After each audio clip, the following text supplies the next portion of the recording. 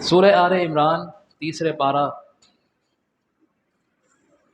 سے ہم درس قرآن کا آغاز کر رہے ہیں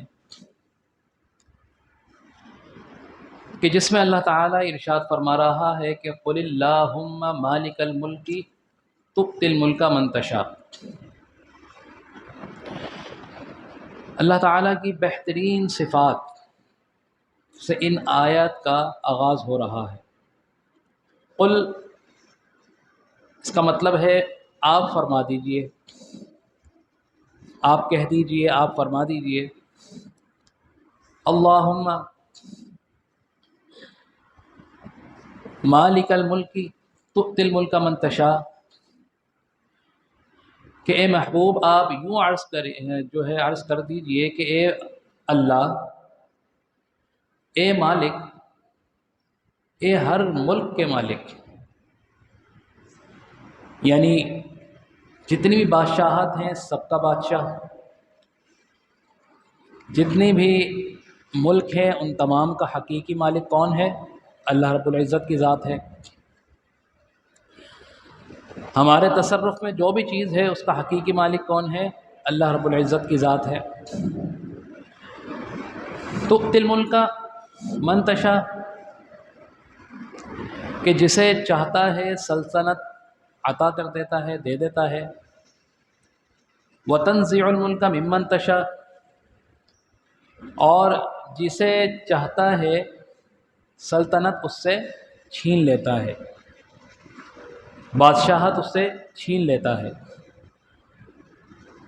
بہت آسان سا مفہوم ہے اور سب جانتے ہیں، سب کا یہ ایمان ہے کہ تمام کائنات کا حقیقی خالق اور مالک کون ہے؟ اللہ رب العزت کی ذات ہے۔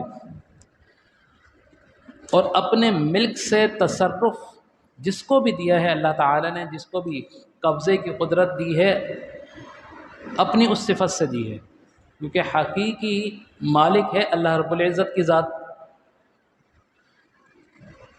اب مختلف دنیا میں ریاستیں ہیں، وہ فلاں جو ہے ملک کی ریاست ہے، فلاں حاکم کی ریاست ہے، وہ فلاں جو ہے اس کی ریاست ہے، تو یہ ایک ڈویژنز قائم کر دی گئیں۔ لیکن یہ تمام کی تمام کائنات کس کی ہے؟ اللہ رب العزت کی ہے۔ جس کو بھی اللہ تعالیٰ نے وہ پاور دی ہے، جس کو بھی اللہ تعالیٰ نے وہ قدرت دی ہے، تو وہ اللہ تعالیٰ نے دی ہے اور مخصوص مدت کے لیے دی ہے۔ جس طرح دی ہے وہ لے بھی سکتا ہے، اور اگر کوئی محروم ہے اس کو آئندہ فیوچر میں دے بھی سکتا ہے۔ یہ آسان بات ہے، یہاں تک سمجھ میں آتی ہے۔ لیکن اس آیت کریمہ میں اللہ تعالیٰ جس نقطے کی طرف اشارہ فرما رہا ہے وہ یہ ہے کہ جتنی بھی سلطنتیں ہیں، جتنی بھی بادشاہت ہیں، وہ اللہ تعالیٰ نے عطا کی ہیں، کیونکہ حقیقی مالک، حقیقی بادشاہ کون ہے؟ اللہ تعالیٰ ہے۔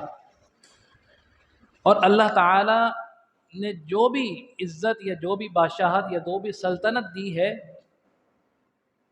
وہ آزمائش کے لیے دی ہے، کہ تمہیں طاقت دی ہے، اب کیا تم کسی اس طاقت کا بیجا تصرف تو بیجا جو ہے اس پر وہ تو نہیں کرتے، استعمال تو نہیں کرتے۔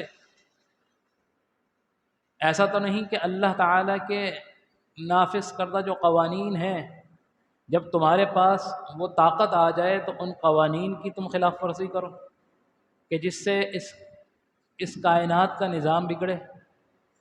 یعنی اگر کسی کے پاس طاقت آ جائے اور وہ طاقت کے نشے کے اندر مظلوم لوگوں پر مظالم ڈھانا شروع کر دے، بیجا جو ہے لوگوں پر ظلم و ستم کرنا شروع کر دے، کیوں کہ جی میں تو پاور ہوں، میرے پاس تو پاور ہے، میرے ہاتھ میں تو پاور ہے، میں تو سلطنت کا مالک ہوں، سلطنت کا بادشاہ ہوں۔ اب یہاں جو پاور کی جہاں تک بات ہے، تو جس کے پاس بھی پاور ہے، چاہے وہ انفرادی حیثیت میں ہو یا اجتماعی صورت میں ہو، اس کے ذہن میں جب تک یہ بات رہے گی کہ حقیقی دینے والا اللہ رب العزت ہے، اللہ کی ذات ہے تو اس کے دل میں خوف خدا رہے گا، کیونکہ جب اس کے دل میں یہ بات رہے گی تو یہ جانتا ہوگا کہ اللہ نے دیا ہے، ایسا نہ ہو کہ اللہ تعالیٰ واپس لے لے۔ تو لہٰذا یہ آیت کریمہ جہاں سے شروع ہو رہی ہے، جس میں اللہ تعالیٰ یہ ارشاد فرما رہا ہے کہ قل اللہم مالک الملک تؤتی الملک من تشاء وتنزع الملک ممن تشاء، کہ محبوب آپ یوں عرض کیجئے کہ اے اللہ تو ملک کا مالک ہے، جسے چاہتا ہے سلطنت دیتا ہے، وتنزع الملک ممن تشاء، اور جس سے چاہتا ہے سلطنت چھین لیتا ہے۔ اور اگلی آیت ارشاد جو ہے ملاحظہ فرما لیجئے کہ اللہ تعالیٰ فرماتا ہے کہ وَتُعِزُّ مَن تَشَاءُ وَتُذِلُّ مَن تَشَاءُ۔ یہ آیت آپ نے بہت دفعہ سنی ہوگی، بہت دفعہ سنی ہوگی، کیونکہ ہر آدمی نے یہ آیت رٹی ہوئی ہے اپنے مفاد کے لیے کہ اگر اس پہ کوئی بھی ذرا سا بھی کچھ آتا ہے، یا اپنے جو ہے اپنی سکون اس کے لیے، اطمینان کے لیے، وہ سامنے والے پہ فوراً یہ آیت پڑھ دیتا ہے کہ وَتُعِزُّ مَن تَشَاءُ وَتُذِلُّ مَن تَشَاءُ، کہ عزت اور ذلت کا دینے والا کون ہے؟ اللہ رب العزت ہے۔ وَتُعِزُّ، تو عزت دیتا ہے من تشاء، جسے چاہتا ہے، وَتُذِلُّ، اور ذلت دیتا ہے من تشاء، جسے چاہتا ہے۔ بِیَدِکَ الْخَیْرُ، بھلائی تیرے ہی ہاتھ میں ہے، یعنی اللہ کے ہاتھ میں ہے۔ اِنَّکَ عَلیٰ کُلِّ شَیْءٍ قدیر، کہ بے شک تو ہر چیز پر قدرت رکھنے والا ہے، ہر چیز پر۔ اب اس آیت کا جو مفہوم ہے بہت سادہ ہے، سمجھنے کے لیے بہت سادہ ہے، اور ان لوگوں کے لیے جو آج ذرا سی طاقت آنے کے بعد اپنے آپ کو مالک کل سمجھنے لگتے ہیں، اور یہ بھول جاتے ہیں کہ ایک حقیقی خالق اور مالک ہے، کہ جس نے ہمیں یہ عزت دی ہے، جس نے ہمیں یہ سلطنت، یہ پاور، یہ دولت دی ہے، یہ بھول جاتے ہیں۔ کیونکہ اگر ان کے ذہن میں یہ بات ہو کہ جس نے دی ہے وہ لے بھی سکتا ہے، جس نے حاکمیت دی ہے وہ حاکمیت لے بھی سکتا ہے، جس نے عزت دی ہے وہ عزت لے بھی سکتا ہے، جس نے شہرت دی ہے وہ شہرت لے بھی سکتا ہے، جس نے دولت دی ہے وہ دولت لے بھی سکتا ہے۔ صرف لینے والی بات ذہن میں ہو انسان کے کہ جا بھی سکتی ہے، اور یہ آزمائش کدہ ہے، یہ جو دنیا ہی ہے، اس آزمائش گاہ یہ دار ہے، یعنی کہ گھر ہے۔ تو جب یہ باتیں اس کے ذہن میں ہوگی تو وہ اپنے ان جو ہے پاور کا غیر جو ہے اختیار نہیں کرے گا، ان کی بیجا اختیارات نہیں کرے گا۔ کیوں؟ کہ وہ یہ ساتھ جانتا ہے کہ اللہ تعالیٰ حقیقی خالق اور مالک ہے۔ اس آیت کی وجہ کیا بنی؟ حضور علیہ الصلوۃ والسلام کے زمانے میں غزوہ ہوا جس کو ہم غزوہ خندق کے نام سے جانتے ہیں، سب جانتے ہیں۔ حضور علیہ الصلوۃ والسلام نے مدینہ کے گرد کچھ فاصلے پر دفاعی صورتحال کی نسبت سے خندقیں جو ہے وہ بنانے کا ارادہ کیا، اور 10 صحابہ کرام کو 20 گز زمین جو ہے وہ دے دی کہ آپ نے ان جگہوں پہ خندق لینی ہے تاکہ ہم دفاعی پوزیشن پہ آ جائیں، اپنا دفاع کر سکیں۔ تو جب وہ خندقیں کھودی گئیں تو کچھ صحابی ایک جگہ پر خندق کھودنے کا کام کر رہے تو وہاں پر کچھ پتھر آ گیا، پتھریلی زمین آ گئی، اور وہ ایسی زمین تھی کہ وہ پتھر نہیں جو ہے وہ ٹوٹ پا رہا تھا۔ تو حضور علیہ الصلوۃ والسلام سے عرض کی گئی کہ یا رسول اللہ صلی اللہ تعالی علیہ وسلم، سخت چٹان ہے، کافی محنت کے بعد بھی یہ چٹان نہیں ٹوٹی۔ حضور علیہ الصلوۃ والسلام وہاں تشریف فرما ہوتے ہیں، اور آپ جب پہلی ضرب لگاتے ہیں تو حضور علیہ الصلوۃ والسلام فرماتے ہیں کہ جب میں پہلی ضرب لگاتا ہوں تو وہاں سے ایک نور کی سی کیفیت اس پتھر سے نمایاں ہوتی ہے، ایک روشنی سی نکلتی ہے۔ پھر دوسری ضرب لگاتے ہیں، پھر ایک نور سے ایک روشنی سی نکلتی ہے، تیسری ضرب لگاتے ہیں، پھر ایک روشنی سی نکلتی ہے۔ تو آپ فرماتے ہیں کہ مجھے دکھایا گیا ہے کہ کیسر و کسریٰ، فارس، اور جو بڑی بڑی سپر پاورز تھیں اس دور کی، مسلمان وہاں پر قابض ہو جائیں گے، وہ زیر تسلط مسلمانوں کے آ جائیں گی۔ حضور علیہ الصلوۃ والسلام نے فرمایا، تو یہ جب بات منافقین تک پہنچی، بعض روایتوں میں آتا ہے کہ یہود و نصارہ تک پہنچی، تو انہوں نے مذاق اڑایا کہ یہ مسلمان، یہ اللہ کی جو مسلمانوں کے جو سردار ہیں، ان کی یہ حالت ہے کہ دفاعی پوزیشن میں ہیں، نکل کر جنگ نہیں کر سکتے، خندق کھود رہے ہیں، اور دعوے دیکھو کہ کیسر و کسریٰ بڑی بڑی ایمپائرز تھیں، بڑی بڑی ایمپائرز، جیسے آج کے دور میں اگر لے لیا جائے تو امریکہ ہو گئی، چائنا ہو گئی، رشیا ہو گئی، یہ بڑی بڑی جو ہے طاقتیں ہیں۔ کوئی چھوٹا سا گروہ ان کے مقابل آنے کی کوشش کرے گا؟ نہیں کرے گا۔ تو یہ اس دور کی قوتیں تھیں، بڑی بڑی سلطنتیں تھیں، اور مسلمانوں کا یہ عالم تھا کہ جب کسی جنگ میں یا غزوے میں جاتے تھے تو ان کے پاس، تمام سپاہیوں کے پاس پوری تلواریں تک نہیں ہوتی تھی۔ تو انہوں نے مذاق اڑایا کہ یہ مسلمان کس طرح کی باتیں کرتے ہیں، لڑنے کا سامان ان کے پاس نہیں، دفاعی پوزیشن میں ہے، خندق یہ کھود رہے ہیں، اور دعوے کر رہے ہیں کہ ہم جو ہے وہ کیسر و کسریٰ کو بھی اپنے زیر تسلط میں لے آئیں گے۔ یہ اس طرح کی بات ہو گئی کہ جیسے آج پاکستان جس کنڈیشن میں ہے، جس پوزیشن میں ہم آج ہیں، اور ہم یہ کہیں کہ جی ہم امریکہ فتح کر لیں گے، تو آپ میں سے کوئی بیٹھا ہوا اس کو یقین کر لے گا اس پہ کہ ہم امریکہ جو ہے وہ قبضہ کر لیں گے، یا ہم انڈیا پہ جا کے جو ہے قبضہ کر لیں گے، یا ہم چاند پہ چلے جائیں گے؟ یقین کر سکتا ہے؟ کیونکہ ہماری ملک کی حالت ہی ایسی ہے، دو وقت کا کھانے کو ہمارے پاس نہیں ہے، بچوں کی فیس جمع کرنے کے پیسے ہمارے پاس نہیں ہیں، مانگے تانگے پر یہ ملک پل رہا ہے۔ اگر IMF پیسہ نہیں دے تو ہم جو ہے روڈ پر آ جائیں، دیوالیہ ہو جائے ہمارا، بھیک کشکول لے کر ہمارے ہاتھ ہمیشہ آگے رہتے ہیں۔ آج کل آپ کہیں بھی چلے جائیں تو جہاں دیکھو تو ایک ہاتھ آگے آ جاتا ہے کہ دے دو جی۔ پاکستان کی وہی صورتحال ہے کہ جہاں بھی جاتے ہیں ہاتھ میں کشکول ہے کہ جی کچھ پیسے دے دیں، ہمیں اپنا ملک چلانا ہے، ہمیں اپنا ملک چلانا ہے۔ اور ایسا آدمی اگر یہ دعویٰ کرے کہ جی میں چاند پہ چلا جاؤں گا، تو دوسرا سامنے والا کہے گا پاگل ہے، اس کا ذہنی توازن بگڑ گیا ہے۔ تو یہ تو جسٹ مثال تھی، لیکن حضور علیہ الصلوۃ والسلام نے یہ فرمایا کہ مجھے کیسر و کسریٰ کے محلات دکھائے گئے، تو مسلمان ایک وقت آئے گا کہ جب اس پر قابض، اس پر زیر تسلط مسلمانوں کی ہو جائے گا، اور اس وقت کے لوگوں نے جو ہے مذاق اڑایا، منافقین نے، یہود و نصارہ نے، اور تاریخ گواہ ہے کہ وقت آیا، دیکھا کہ جب حضور علیہ الصلوۃ والسلام کے ایک مجاہد خلیفہ دوم حضرت عمر فاروق رضی اللہ تعالی عنہ نے کہ کس طرح جا کر یروشلم کو جو ہے آزاد کیا، کس طرح بڑے بڑے ممالک اپنے قبضے قدرت میں لیے، اپنے زیر تسلط لیے، 22 لاکھ، کچھ کہتے ہیں 30 لاکھ مربع میل مکران کے ساحل تک حضرت عمر فاروق رضی اللہ تعالیٰ عنہ پہنچ گئے تھے، مکران کے ساحل تک، یہاں تک اسلام کے جھنڈے جو ہے لہرا دیے گئے تھے، یہاں تک، اتنا آگے تک آ گئے تھے۔ تو یہ حضور علیہ الصلوۃ والسلام کی وہ بشارتیں تھیں جو اللہ تعالیٰ نے حضور علیہ الصلوۃ والسلام کو دکھائی تھیں، بتائی تھیں، اور ان کے اصحاب کا یقین تھا کہ ہم نے یہ کام کرنا ہے، کیونکہ ہمارے نبی نے اس بات کی تصدیق کی ہے کہ مسلمان اگر جو ہے تمام دنیا کو فتح کریں گے تو ہمارا اس پر یقین ہے کہ ہم فتح کریں گے۔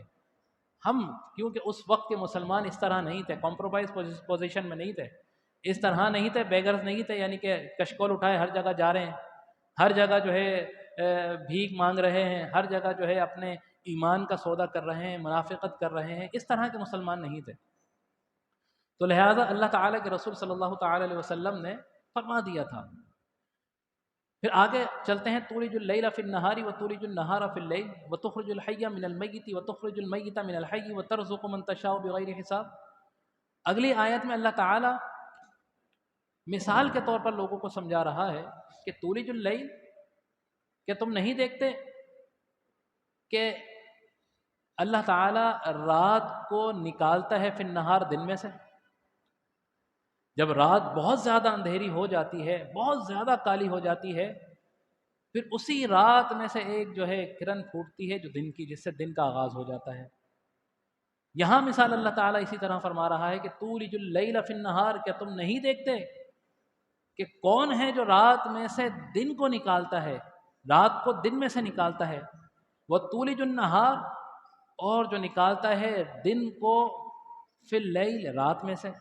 ایسا ہی ہے، دن ہے، کتنی دھوپ ہے، جگہ جگہ ذرہ ذرہ روشن ہے، کوئی چیز چھپی ہوئی نہیں ہے کیونکہ سورج کی روشنی اس دنیا پر ہے۔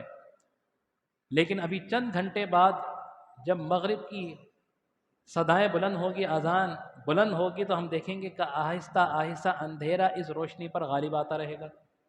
یہ روزانہ یہ مثالیں اللہ تعالیٰ جو ہے لوگوں کو دکھا رہا ہے کہ حقیقی خالق اور مالک وہی ہے کہ جو اتنی بڑی زمین کو جس پر روشنی پھیلی ہوئی ہے، چند گھنٹوں بعد اسی میں اندھیرے کی چادر اڑا دے گا، اور پھر انسان تو دیکھے گا کہ جب اندھیری رات پوری قابض ہو جائے گی تو اسی رات میں سے اللہ تعالیٰ دن کا اجالا نکال دے گا، تو پھر بھی نہیں سمجھتا کہ ایک حقیقی خالق اور مالک ہے جس کے قبضے قدرت میں کچھ ہے، تمام خالق جو کائنات کا مالک ہے۔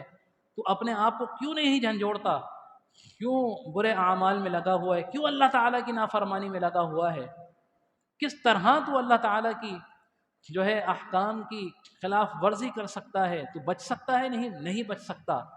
لیکن انسان جانتے بوجھتے ہوئے بھی اندھا بنا ہوا ہے، بہرا بنا ہوا ہے، اس کبوتر کی طرح بنا ہوا ہے کہ جس نے بلی کو دیکھ کے آنکھیں بند کر لی ہوں کہ میں شاید آنکھیں بند کر لوں تو میری بچت ہو جائے گی، لیکن نہیں بچ سکے گا۔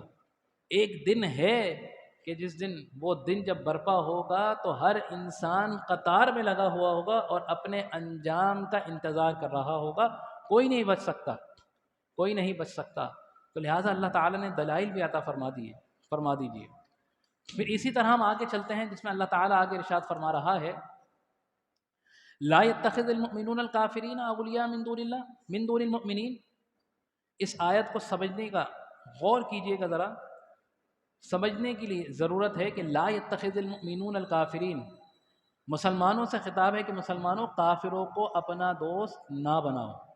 لا يتخذ المؤمنین، اے مومنین نہ بناؤ، کافروں کو اولیاء، اپنا دوست، اپنا مددگار، اپنا ولی، من دون المؤمنین، مومنین کے مقابلے میں، مسلمانوں کے مقابلے میں۔ ومن یفعل، اور جس نے ایسا کیا، ذالک فلیس من اللہ فی شیء، تو اللہ تعالیٰ کے لیے اس کے پاس کچھ بھی نہیں ہے، کوئی شے اس کو نہیں بچا سکتی، یعنی کہ فلیس من اللہ فی شیء، کچھ علاقہ نہ رہا اللہ تعالیٰ اس کے یعنی کہ اس کے لیے، الا ان تتقوا منہم تقا، اور اگر ایسا کچھ نے کیا، یعنی کہ کفار کو اگر دوست بناتا ہے یا ان سے دوستی کرتا ہے، اس کی بھی قسمیں ہیں، اس کی بھی آگے جو ہے تفصیل ہے کہ اگر ایسا کوئی وقت آ گیا ہے یا ایسا کوئی سچویشن آ گئی ہے کہ ہم اغیار غیر میں ہیں، کوئی ایسے ملک میں ہے جو کافروں کا ہے، یا کسی ایسی جگہ پھنس گئے ہیں کہ جہاں پر کفار کے نرغے میں ہیں، اگر اس صورت میں اگر آپ نے کفار کے ساتھ دوستی کی ہے یا کچھ ایسا کیا ہے تو جو سمجھ میں آتا ہے، لیکن یہ قطعاً قبول نہیں ہے کہ کسی مسلمان کے مقابلے میں کافر کو دوست بنایا جائے، یہ اللہ تعالیٰ کی بارگاہ میں سخت ناپسند ہے۔ اب میں آپ سے پوچھتا ہوں، ہماری کیا حیثیت ہے؟ ہم پاکستان میں رہتے ہیں، ہماری کیا حیثیت ہے اور ہماری کیا ذمہ داری ہے؟ قرآن کہتا ہے کہ مومنین کے، مسلمانوں کے مقابلے میں کفار کو دوست نہ بنائیں، ایسا ہی ہے، قرآن کا حکم ہے، ہم نہیں کہہ رہے، قرآن کہہ رہا ہے۔ لیکن مسلمانوں کا، یہاں کے مسلمانوں کا عمل کیا ہے؟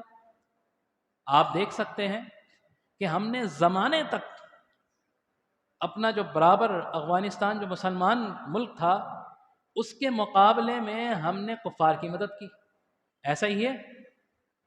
ہم نے اپنی سرزمین سے یہاں تک کہ ڈرون حملے تک کروائے، مسلمانوں کو جس طرح کے بھی اعمال ہیں، اعمال کا حساب و کتاب اللہ تعالی لے لینا، لیکن ظاہری طور پر تو مسلمان ہیں، آواز حق بلند کرتے ہیں، کلمہ گو ہیں، مسلمان ہیں، نماز پڑھتے ہیں، اللہ کی وحدانیت کا اقرار کرتے ہیں، حضور کی رسالت پر ایمان لاتے ہیں، مسلمان ہیں، لیکن ہمارا کیا عمل ہے؟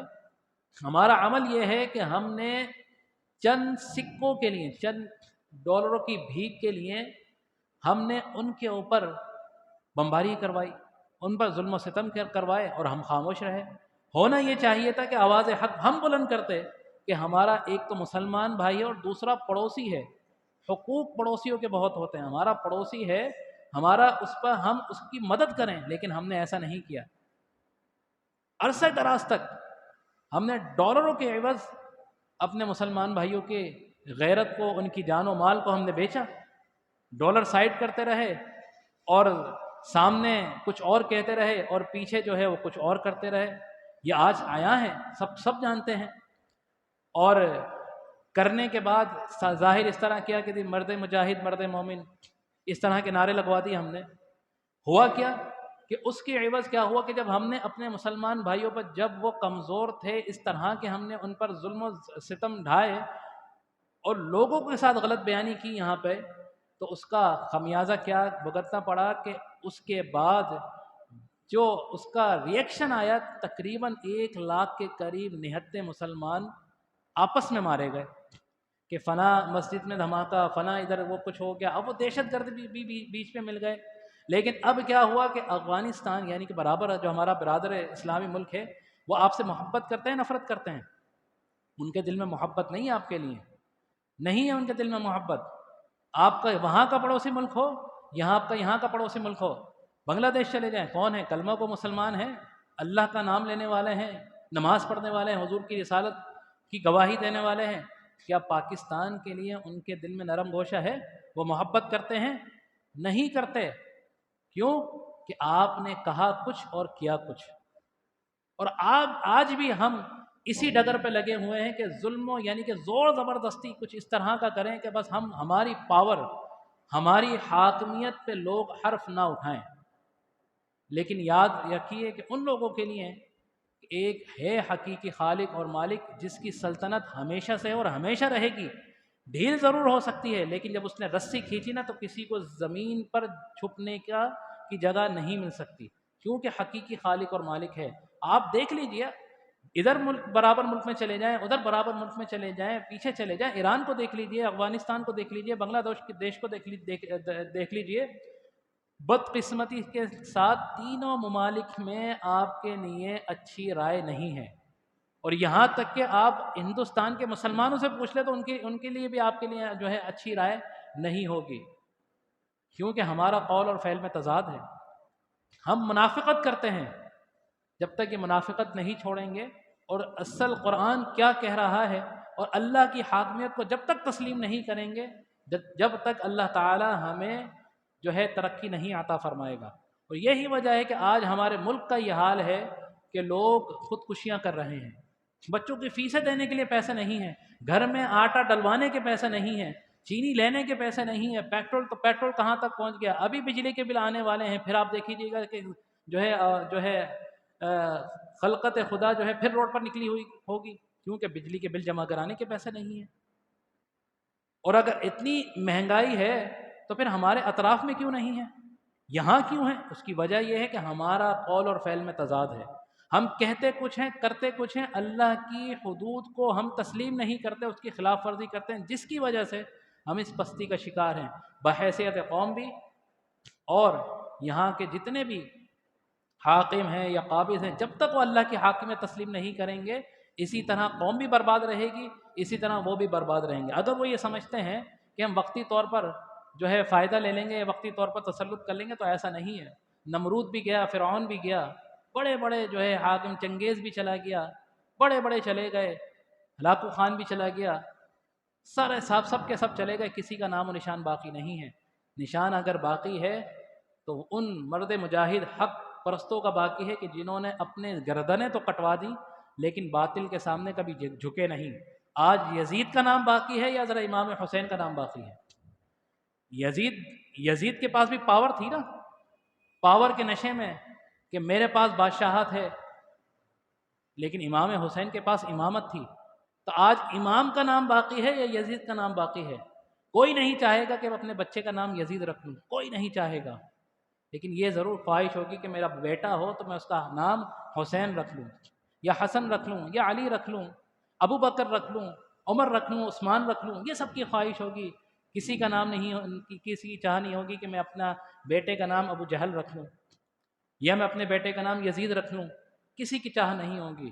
تو یہ قرآن صرف اس وجہ سے ہے کہ قرآن کو پڑھنے سے دوری ہے، اور دوسری کہ ان لوگوں کا یہ غرور ہے، تکبر ہے کہ جو اپنے آپ کو زمینی خدا بنا بیٹھے ہیں۔